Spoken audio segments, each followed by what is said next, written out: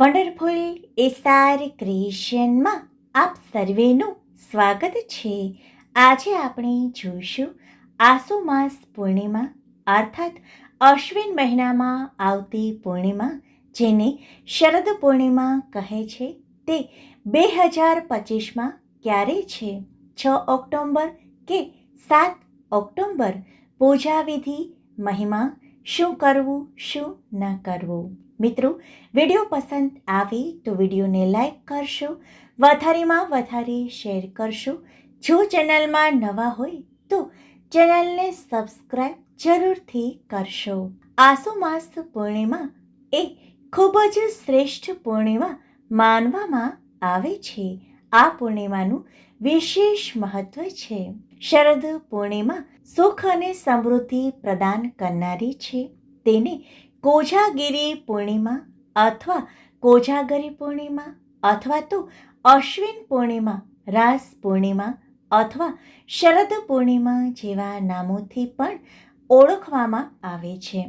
શરદ પૂર્ણિમાના દિવસે માતા લક્ષ્મી, ભગવાન વિષ્ણુ તેમજ ભગવાન ચંદ્રદેવની પૂજા કરવાનું ખૂબ જ મહત્વ છે. આ પવિત્ર દિવસે લોકો નદીમાં સ્નાન કરે છે, દાન કરે છે તેમજ ખીર બનાવે છે અને રાત્રે ચંદ્રના કિરણો નીચે રાખે છે. સ્કંદ પુરાણ અનુસાર શરદ પૂર્ણિમાના દિવસે ચંદ્રમાંથી અમૃતનો વરસાદ થાય છે. તેથી ચંદ્રના પ્રકાશમાં રાખેલા ખોરાકમાં ઔષધીય ગુણધર્મો પ્રાપ્ત થાય છે. ભાગવત મહાપુરાણ અનુસાર અશ્વિન પૂર્ણિમાની રાત્રે ભગવાન કૃષ્ણએ ગોપીઓ સાથે મહારાસ કર્યા હતા. તેથી તેને રાસ પૂર્ણિમા પણ કહેવામાં આવે છે. કહેવાય છે કે શરદ પૂર્ણિમાની રાત્રે માતા લક્ષ્મી પૃથ્વી પર ભ્રમણ કરે છે. તેથી જે વ્યક્તિ જાગતા રહે છે અને આ રાત્રિએ પૂજા કરે છે, તેને માતા લક્ષ્મીનો વિશેષ આશીર્વાદ પ્રાપ્ત થાય છે. ધાર્મિક માન્યતા અનુસાર શરદ પૂર્ણિમાના દિવસે ચંદ્ર પૃથ્વીની સૌથી નજીક હોય છે. આ તિથિએ માતા લક્ષ્મી તેમજ ભગવાન વિષ્ણુની પૂજા વિધિનું વિશેષ મહત્વ છે. શાસ્ત્રોક્ત વિધિથી પૂજા કરવાથી સુખ સમૃદ્ધિનો વાસ થાય છે. આ પવિત્ર તિથિએ રાત્રિના સમયે ભગવાન ચંદ્રદેવની ચાંદનીમાં મૂકેલી ખીર દૂધ પૌવા અમૃત સમાન બની જાય છે. પ્રસાદ તરીકે આ ખીરનું સેવન કરવાથી રોગોથી પણ રાહત મળે છે અને શરીર સ્વસ્થ રહે છે. તેથી તેનું વૈજ્ઞાનિક મહત્વ પણ ઘણું છે. જેવી રીતે આપણે ભગવાન સૂર્યનારાયણને અર્ઘ્ય અર્પણ કરીએ છીએ, તેવી જ રીતે શરદ પૂર્ણિમાના દિવસે ભગવાન ચંદ્રદેવને અર્ઘ્ય અર્પણ કરવો જોઈએ, તેમની પૂજા કરવી જોઈએ. વર્ષ 2025માં શરદ પૂર્ણિમા તિથિ 6 ઓક્ટોબરને સોમવારના રોજ બપોરના 12:23 શરૂ થશે, જ્યારે 7 ઓક્ટોબરને મંગળવારના રોજ સવારના 9:16 પૂર્ણ થશે.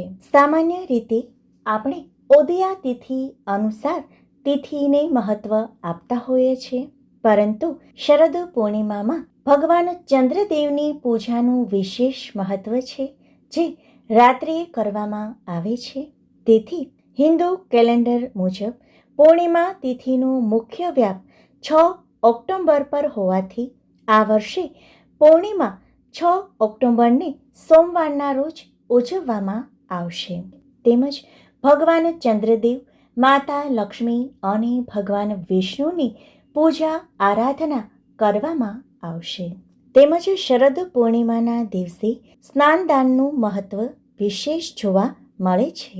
તેથી વર્ષ 2025માં 6 ઓગસ્ટને સોમવારના રોજ પવિત્ર નદીઓમાં સ્નાન અને દાન કરવા માટે બ્રહ્મ મુહૂર્ત સવારના 4:39 સવારના જ 5:28 સુધીનું રહેશે, જ્યારે લાભ ઉન્નતિ મુહૂર્ત સવારના 10:41 બપોરના 12 કલાકને 9 મિનિટ સુધીનું માન્ય ગણવામાં આવશે.